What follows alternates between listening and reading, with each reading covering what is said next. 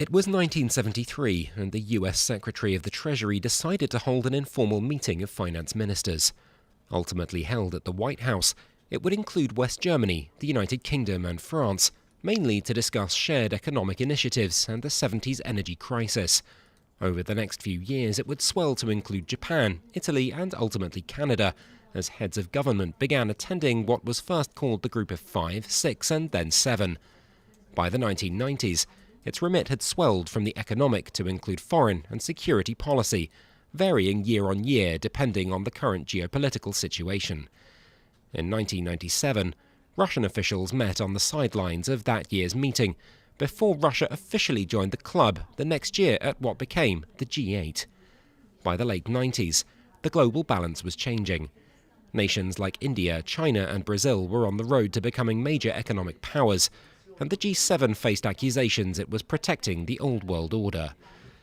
1999 would see the creation of the G20, a wider forum apart from the G8 that would discuss international financial stability.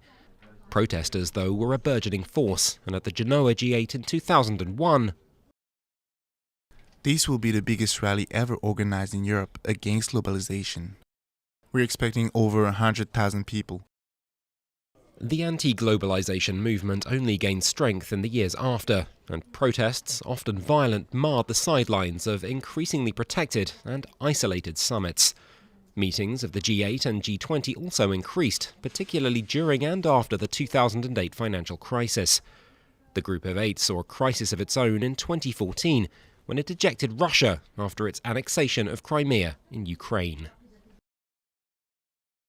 If our Western partners believe the format has exhausted itself, then we are not married to it.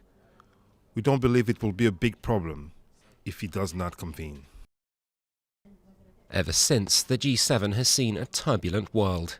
Terror in the Middle East, polarization over climate change, the migration crisis, and with one of its key members now seemingly more determined to go it alone, the question that remains is how much will the remaining nations be able to rally?